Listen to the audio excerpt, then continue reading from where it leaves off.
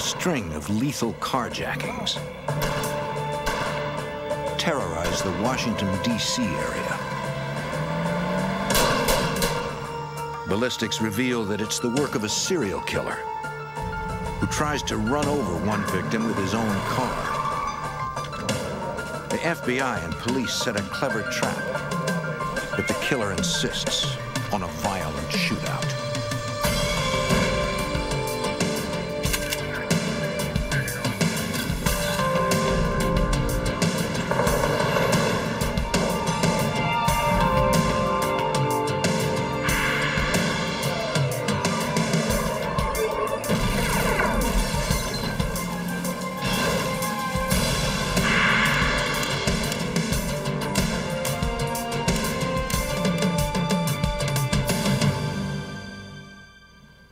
In the early 90s, a serial killer stalked lone victims in the dead of night.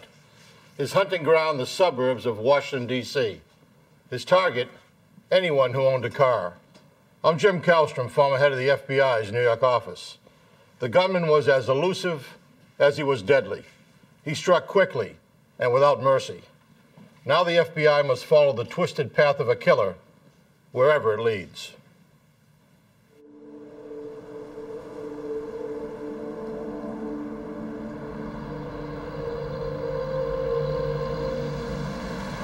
November 13th, 1991. Silver Spring, Maryland, a suburb north of Washington, D.C. Montgomery County Police respond to a report of shots fired at a car dealership. Officers discover the body of a woman shot in the chest and forehead. Call the medical examiner. And another gunshot victim nearby. It's got a pulse. The man is breathing but unconscious. Paramedics rush him to the hospital.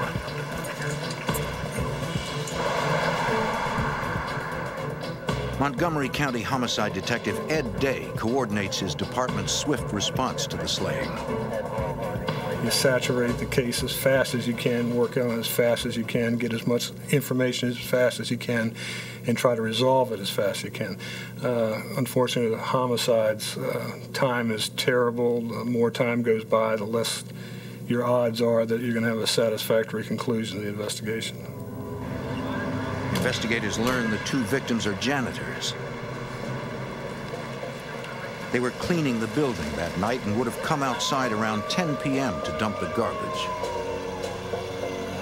The detectives work to determine a motive for the attack. You don't overlook the obvious. You have a shooting like this at a car lot. Is that a possible motive for the killing, the theft of a car? Of course, had representatives from the auto dealer come out, do an inventory. There was no vehicles missing. There was no property missing from the inside of the establishment. Investigators locate the victims' car keys nearby and determine neither of their personal vehicles are missing. Robbery does not seem to be the motive. Nothing was taken. They had money on them. There wasn't a single thing missing. Are you Mr. Escobar's attendant physician? Yes, I am. Tell me about him. With almost no evidence to go on, Detective Day hopes to learn more from the critically wounded man. As you can see, he's intubated. He's also in a coma, and he's just not responding. We do that with any kind of a shooting that's potentially fatal. There's a rule in law that a dying declaration does not have to be corroborated. It's not hearsay because if the person knows he's going to die, he's assumed to be able to be telling the truth. So if you can get a statement from somebody in really serious circumstances, then it's always a very, very powerful piece of evidence. I got to check on you. But the victim dies 9 days later without ever regaining consciousness.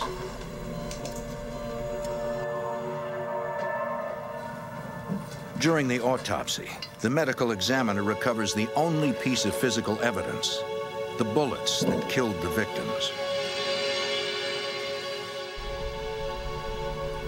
At the Maryland State Police Crime Lab, ballistics expert Joe Capera examines the evidence to determine if there was more than one shooter. there was a microscopic comparison done to determine if these bullets were fired from the same gun. And indeed, as a conclusion to these examinations, I concluded that these bullets were fired from the same gun. Examining the scratch patterns on the bullets, Kopera determines the make and model of the murder weapon. I was able to ascertain, first of all, the caliber of the gun, which was a .357, and then through the measurements of the unique landing groove areas, I was able to ascertain that it was a Ruger .357.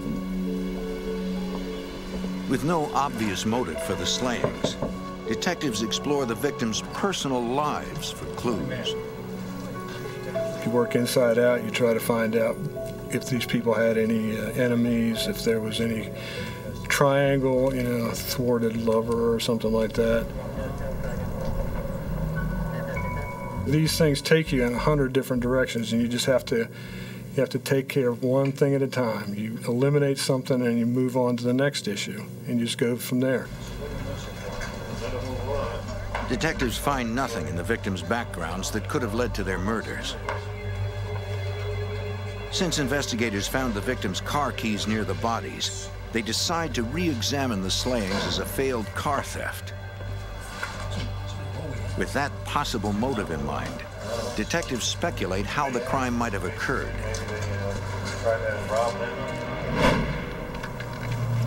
They were cleaning. The business was closed for the night. They were taking the trash out. Hey! Nice and easy, just throw me your Detectives suspect the gunman demanded the victim's car keys.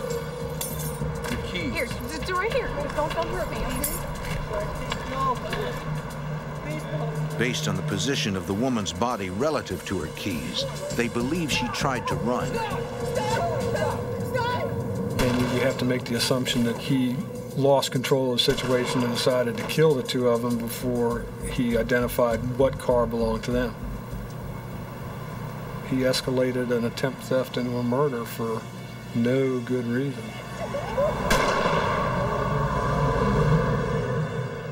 With little evidence to go on, the case grows cold.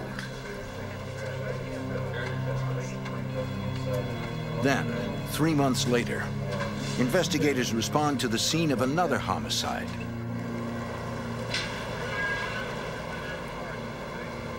They find the body of psychology professor Dr. Shaheen Hastrudi lying in a parking lot in Bethesda, Maryland. Unable to locate her car, detectives believe she was the victim of a fatal carjacking. Noting the lack of blood spatter evidence near the body, they suspect Hastrudi's assailant shot her while she was still inside her car. Through interviews with her colleagues, authorities determined Dr. Hastrudi left her office around 8 p.m. She's obviously accosted. At some point gets in her car. Get in the car! Start the car. Start the car. Don't touch her! Once she's already in the car, she's shot.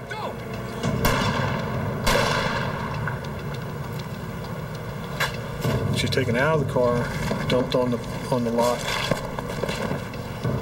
and the suspect steals her car.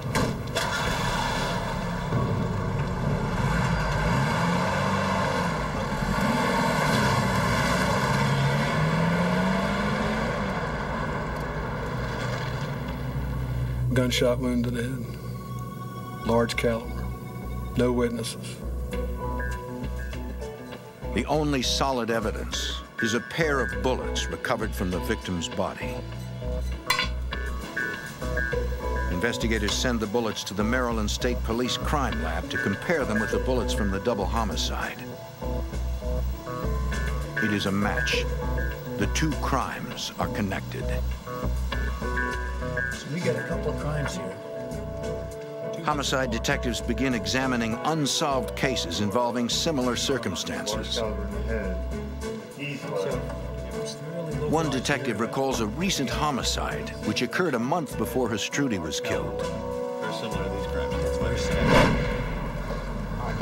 That victim was also shot in the head with a large caliber gun. As in the Silver Spring double homicide, responding officers found the victim's keys near his body.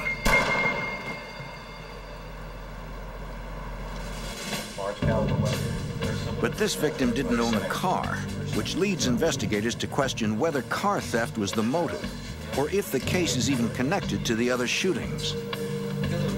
But we said, you know, this is looking like they're definitely linked for some reason. Let's see if we can get some ballistics on it. Let's get some ballistics on it. So authorities locate the bullet from that case and send it to be tested. Ballistics expert Joe Capera compares the bullets from the 4 homicides. I did a cross-comparison examination to the previous bullets. And as a result of that examination, I found out that all the bullets were fired from the same weapon.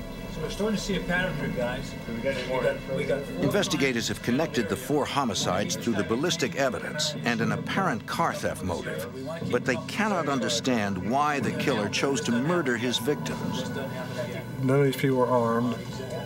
Stature-wise, none of these people I thought were particularly a threat to the suspect. 2 possibilities: that he had lost control of them and felt the best way to regain control of the situation was to kill him, or there was some psychological reason that he didn't like these particular people. Detectives believe they are dealing with an extremely violent and unpredictable criminal and suspect he may still be in the area. Montgomery County was his basis of operation. That's where he felt most comfortable. That's where he did all his murders. That's where he did his, you know, his most risky business. That's where he laid in wait for people. So it was obvious he had some strong tie to Montgomery County. Investigators suspect he will strike again and hope to stop him before he does. But they have no clues that can help identify him.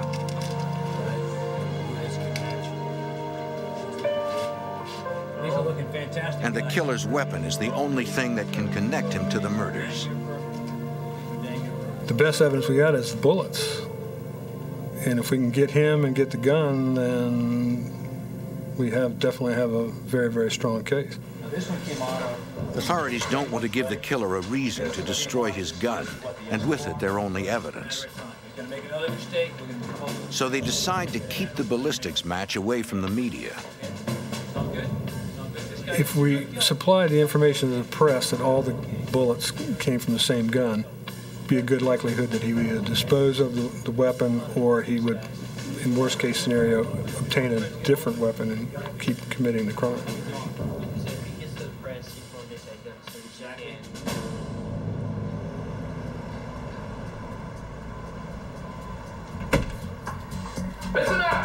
More than a week after the Hastruti killing, a man wearing a stocking mask and latex gloves robs a bank in Chantilly, Virginia. The bank's video security system captures his image.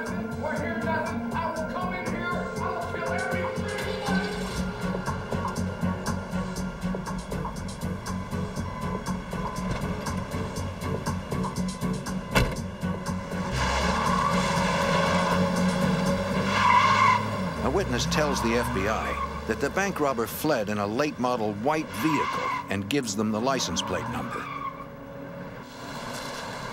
The description of the getaway car matches the vehicle stolen from Hastruti, attracting the attention of Montgomery County detectives.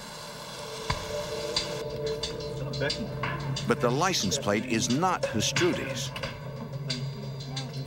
Investigators trace the plate and discover it had been stolen from a vehicle in Annandale, Virginia. For detectives, this leaves open the possibility that Hastruti's car was used in the bank robbery. Gentlemen, I have a case. Oh, great. The Montgomery County Task Force, which now includes agents from the FBI, requests copies of the bank's surveillance tapes to learn what they can about the robber. Investigators watch the crime unfold and notice the robber is carrying a revolver of the same make and caliber used in the 4 homicides.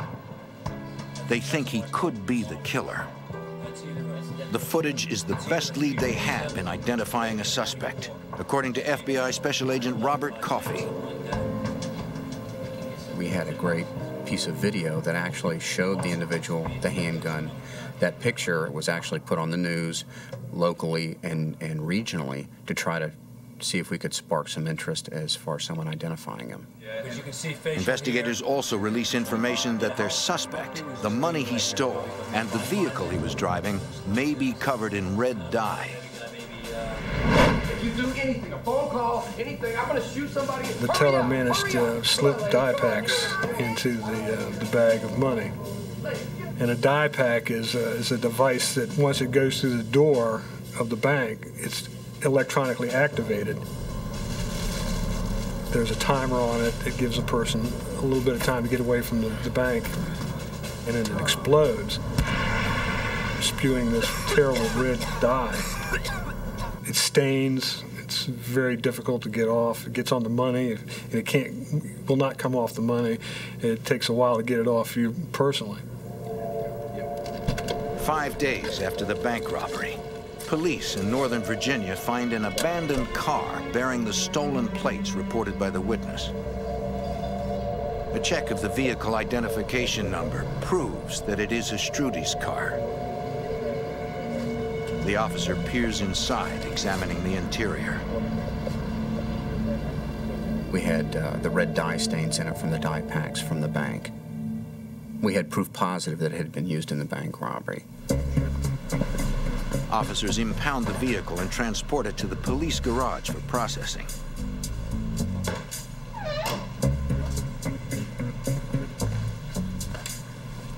Technicians find bloodstains inside the car and collect samples as evidence. But they do not find anything that can identify the killer. Lab examiners extract DNA from the blood evidence and compare it to Astrudi's. It is a match. Finally, investigators are able to look at the various crimes and understand their suspect's overall plan. It's gelled into something that makes a little bit of sense. You went from a situation where you had a whole bunch of motives that really didn't make sense to now a concrete motive. This person is killing people to steal cars to commit bank robberies. Although authorities now understand why the suspect is murdering innocent people, they have no clue who he is. Investigators face the nearly impossible challenge of identifying and catching a ruthless gunman before he kills again. The FBI and Maryland's Montgomery County Police are hunting a killer who has already committed 4 homicides, as well as a bank robbery. Several FBI agents are part of the task force pursuing the gunman, including Special Agent Robert Coffey.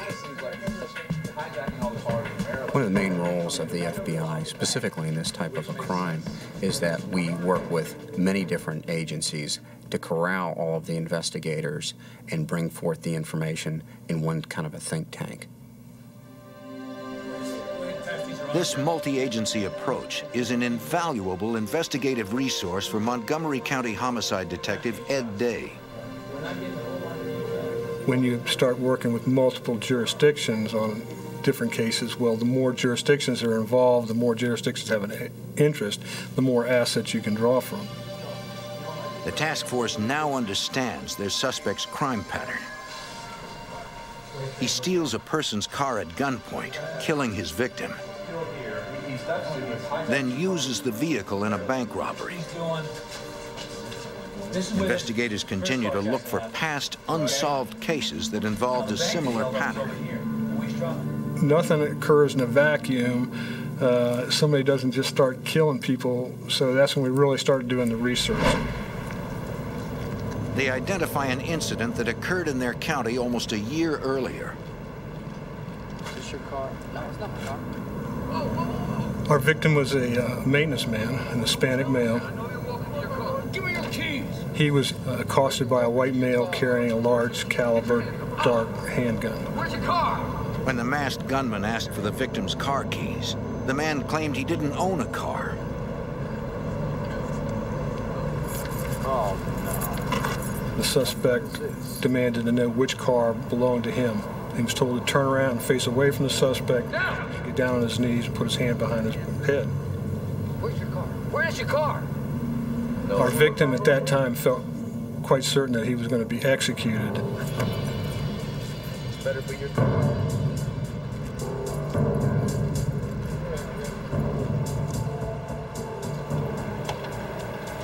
The suspect fired 3 shots. One of the shots hit him in the forearm.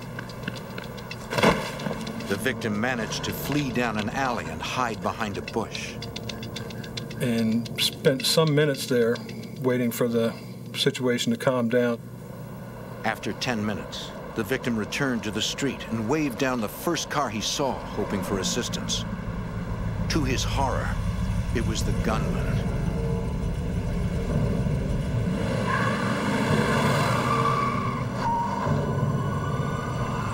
An alert neighbor had called police. The victim's life was spared.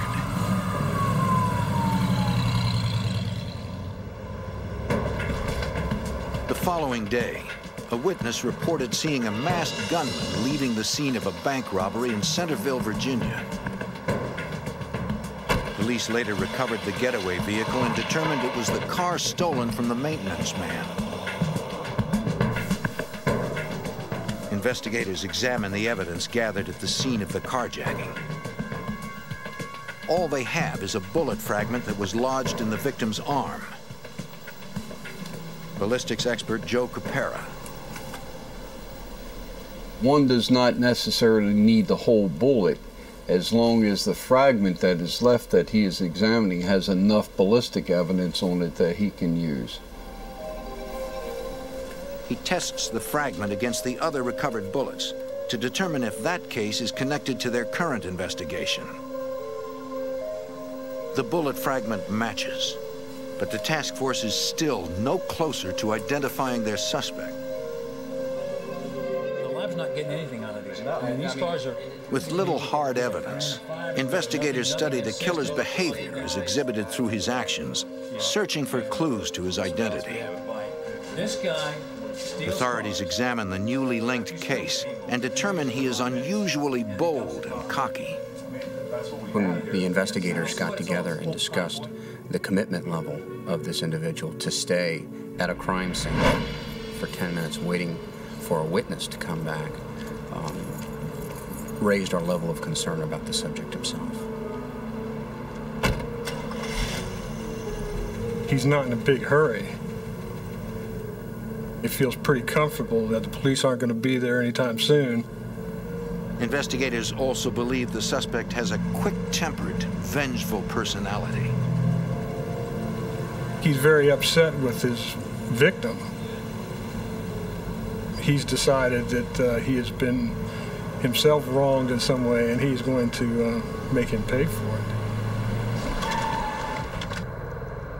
But authorities cannot understand why the suspect uses what appears to be an unnecessary level of violence during the carjackings.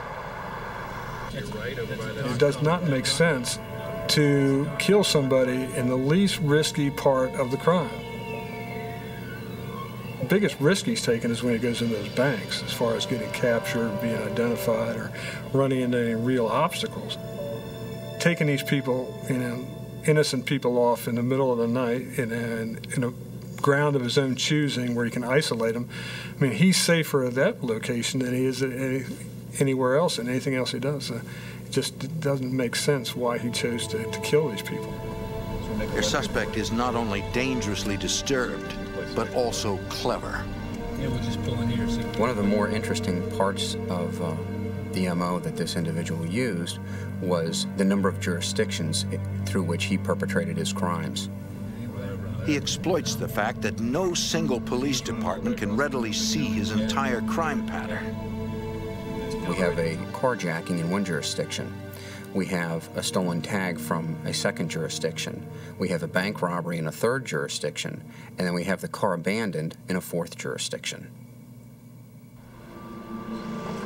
The gunman's efforts to stymie police do not stop there.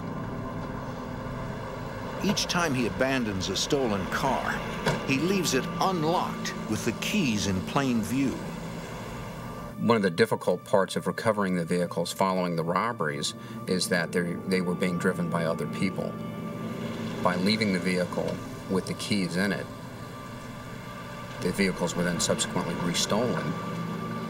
Leaving the vehicles to be restolen destroyed whatever forensic evidence would have been left behind. So the only thing we had to match all of the crimes was the forensic evidence from the ballistics. Investigators continue to look for additional unsolved carjackings in which the vehicle was later used in a bank robbery. They identify a case that occurred within miles of the other thefts.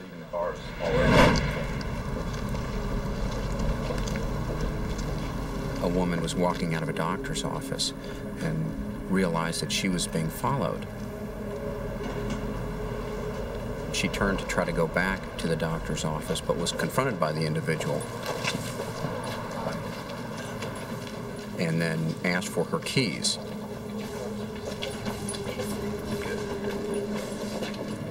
They walked over to the car.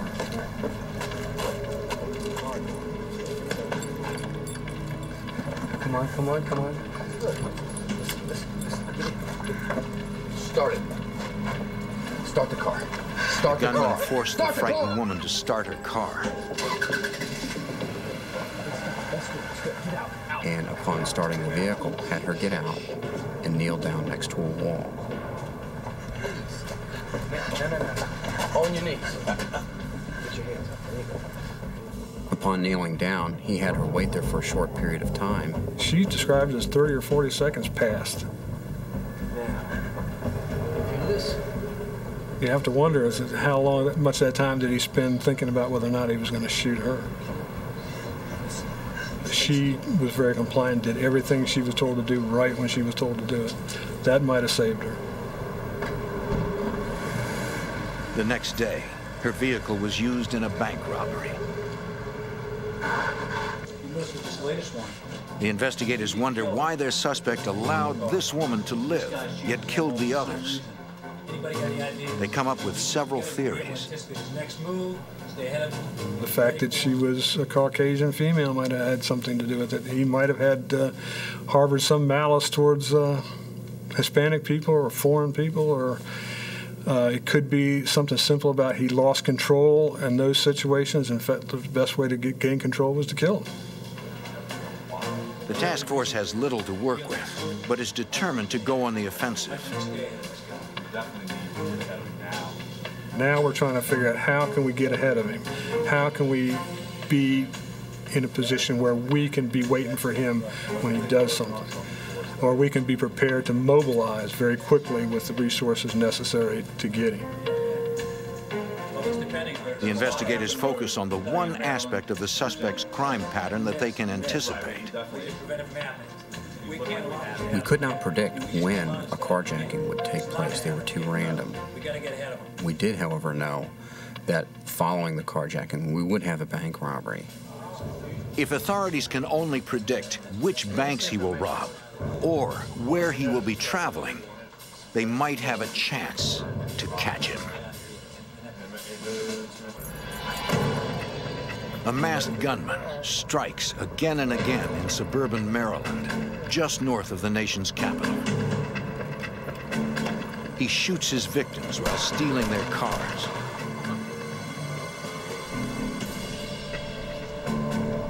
Which he later uses to rob banks. Hey guys, I got some photos of the bank. In the spring of 1992, the FBI and Montgomery County Police analyzed their suspect's habits in hopes of trapping him. Identify why this guy's picking these banks. Go ahead and stick him up on the Homicide Detective Ed Day. We had people take aerial photographs of every crime scene and the different escape routes and things of that nature, trying to find some logical pattern to what he was doing, something that would maybe give us a clue. What are consistencies? What are inconsistencies? Is there anything like that that we can use to our advantage to foretell what he might do next? On the surface, the list of crime scenes appears random.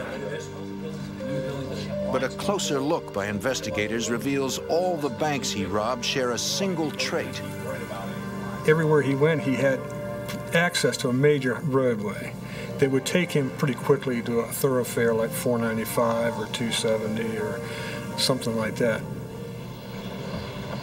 The task force shifts their focus from predicting where the suspect will strike next to catching him when he makes his escape after a bank robbery.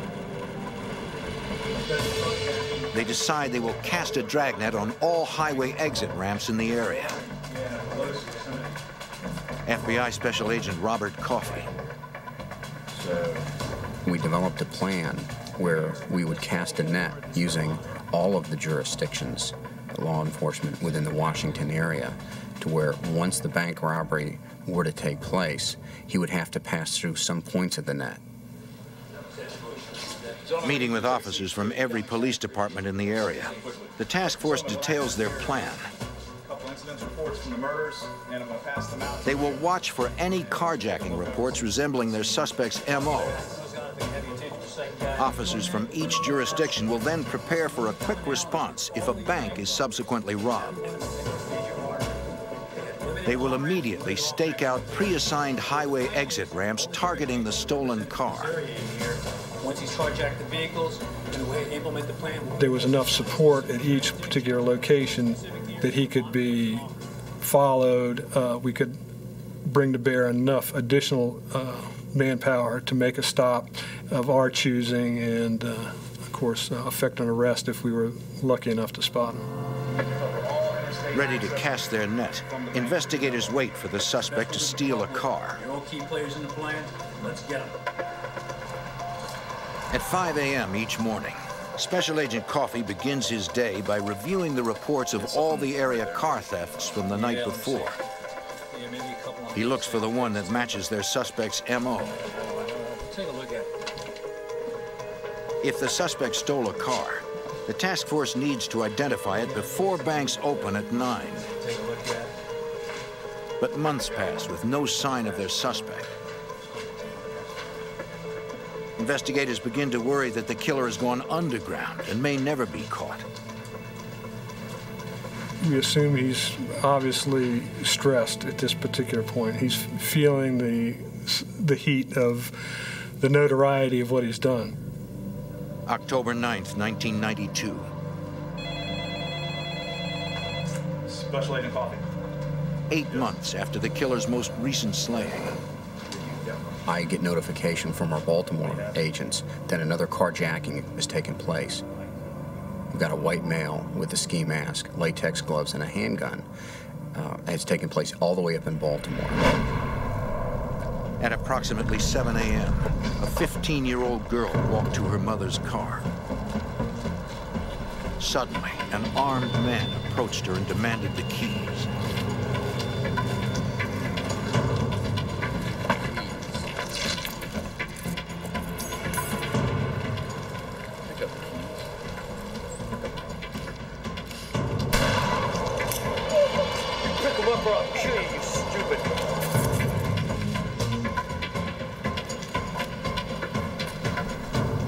Police officer heard this and came to her aid. Get away from the car! Get away from the car! Get away from the car! Get away from the car! There was an exchange of gunfire.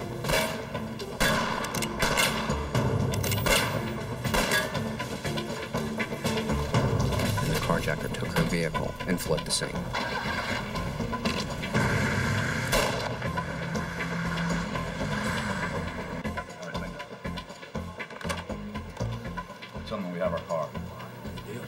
black Honda Civic. We were feeling very good because we had very, very fresh information, and we knew he was on the move, and he was in Baltimore and more than likely on the way back here.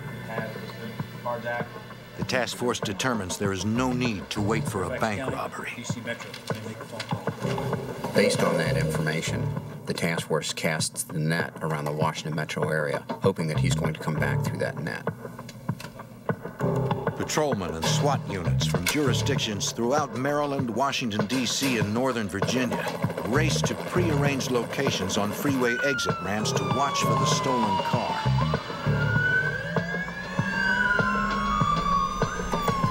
Since police cannot be sure if the suspect has had time to switch the license plates, they pull over every vehicle matching its description.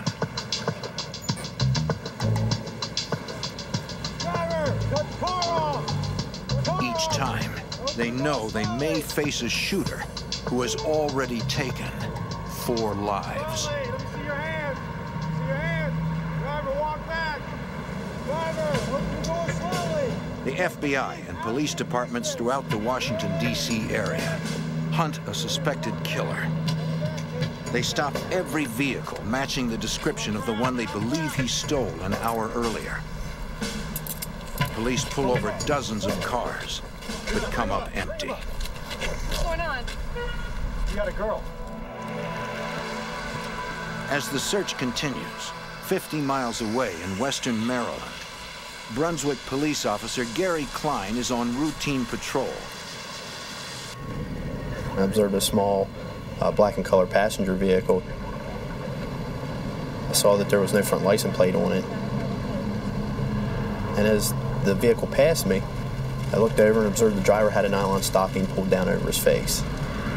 Kind of shocked me, and I was like, not really sure what's going on here, but it kind of drew my attention real quick. I turned around, caught back up to the car, radioed my dispatchers and the 911 center, and requested information on the tag. And the subject in the small black car sped off and wouldn't pull over for me.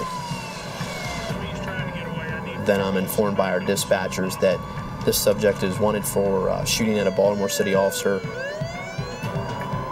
The hundreds of officers mobilized in the D.C. area are too far away to assist. Officer Klein is alone against a ruthless killer.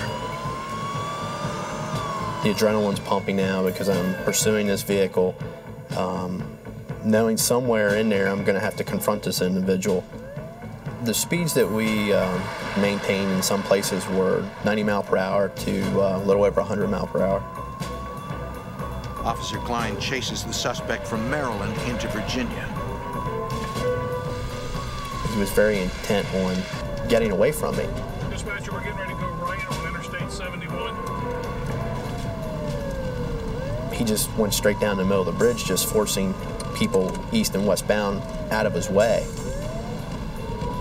I had to back off because I didn't want to endanger myself or the innocent people or citizens out on the street, where he was actually able to gain a good bit of distance on me. But once the roadway cleared up a little bit where I could safely get through the vehicles, I was able to catch back up to him. Klein pursues the suspect into West Virginia. Made a right off Route 340, and he went down this small asphalt road, and when he hit that, he was going too fast with the rain and everything and lost control and struck the curb. Stepped out of the vehicle with my weapon drawn, and I seen him kind of lean over in the car towards the passenger seat, and I seen the gun come up inside the car. Officer Klein is concerned about firing his gun in a public place. When you discharge your weapon, you just don't want a round just going out there somewhere, and you could strike somebody innocent. You have a split second to make this decision, and whatever decision you make can affect you for the rest of your life. At that point, he placed the car in reverse and sped backwards quickly towards my cruiser in what I believe was an attempt to ram my car or strike me.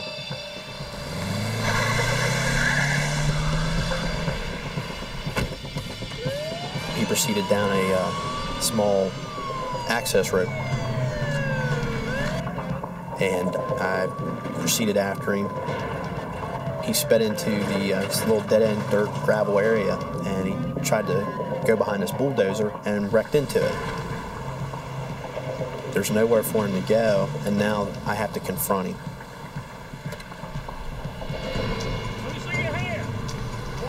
At that time, I see the gun coming up, which just kind of made my heart jump out of my chest.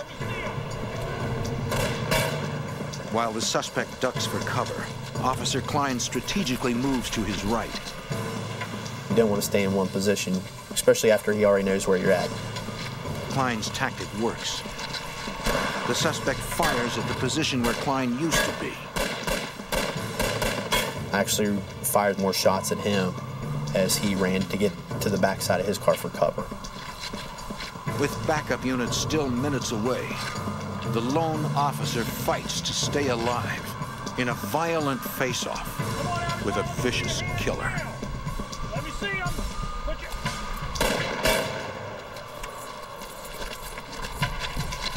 The suspected killer is in a desperate shootout in Harpers Ferry, West Virginia, with lone police officer Gary Klein.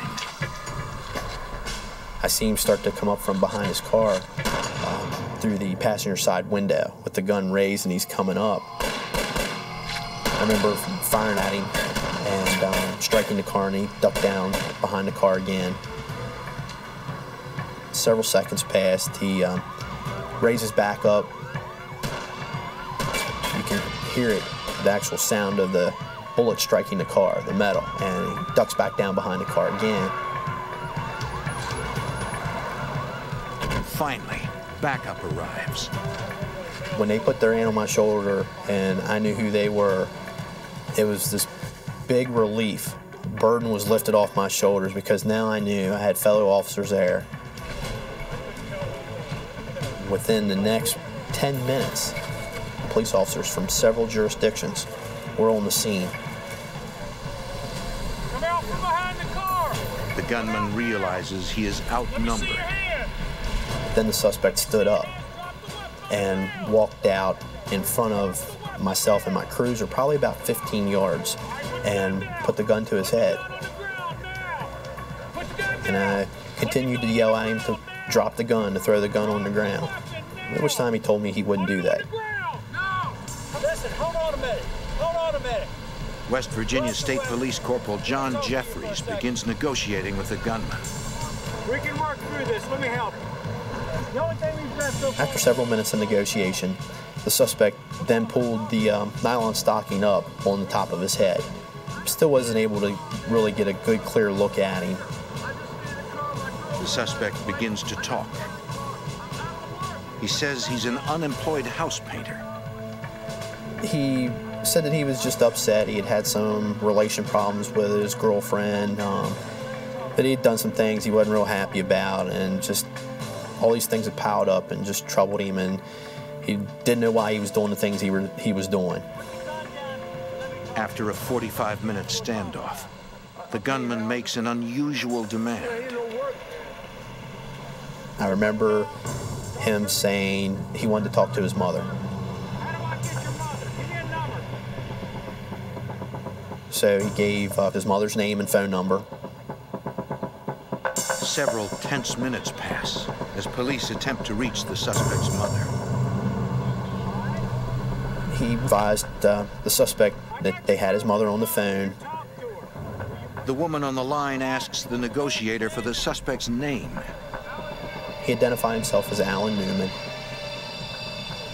He wasn't real sure of the police. He didn't know if we were just lying to him or what we were doing.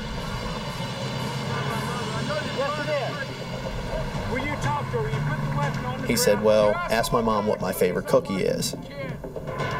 I remember Corporal Jeffries saying, your mom said your favorite cookie is chocolate chip. And he started crying. It really shocked me because I thought he was just going to drop the gun and give up.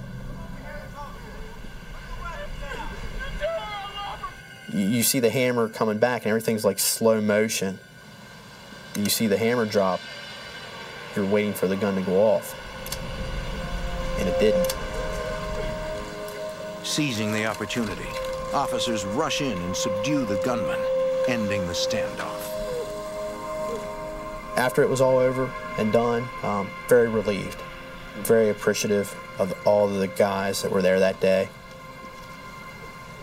I was able to help to get this person off the street and put him where he needed to be so that nobody else would be hurt. Police take Alan Newman into custody and confiscate his Ruger 357 as evidence. It is the same model used in the murders, according to FBI Special Agent Robert Coffey. From the prior ballistics, we knew what type of gun it would be. It would have been a specific Ruger make, and in fact, that's what he was carrying. The same types of bullets that were used in the shootings and the homicides were, in fact, still in the weapon. You have told us that over and over. After nearly a year of hard work, investigators finally meet the killer face to face. We no longer have someone running throughout the counties killing people for cars. We were very excited about getting the chance to talk to the individual to find out why. Go ahead, take it. While Newman admits to the Baltimore carjacking, he refuses to admit to any of the murders, according to homicide detective Ed Day. You don't have anything. Throughout the interview process, he remained pretty cocky and he thought he was pretty cool. Investigators continue to press Newman. While at a firearms laboratory, a ballistics expert fires Newman's gun into an 800-gallon tank of water. The examiner compares the unique markings on the fired bullet to those on the bullets recovered from the 4 murders and the attempted homicide. Ballistics expert Joe Capera. It is a scientific certainty that this is the firearm that fired these bullets, and no other firearm could possibly do that. We want to hear it again. After hours of interrogation, investigators receive the ballistics report. That's like the magic piece of evidence, and that's the one that you really knew would seal the whole case. We had physical, undeniable evidence that we could put in front of a jury that he could not refute in any way, shape, or form. We could convict him without much trouble, and we could have gotten the death sentence with the information that we had, which put it over the top, and he decided it was best to make a deal for life rather than take the chance on being executed. Alan Newman pleads guilty to all the charges against him and is sentenced to 5 life terms without parole, plus 100 years for handgun violations. Looking back, it was the collective efforts of more than a dozen police agencies contributing interviews and evidence that led to the successful conclusion of this case. The accomplishment for all police officers and all investigators is to arrest the bad guy and put him in jail. And when you do that, you get a nice warm feeling for about 10 minutes until the next case comes in and you have to start all over again. But for now, every investigator who worked this case is content to know they have ended one man's violent rampage.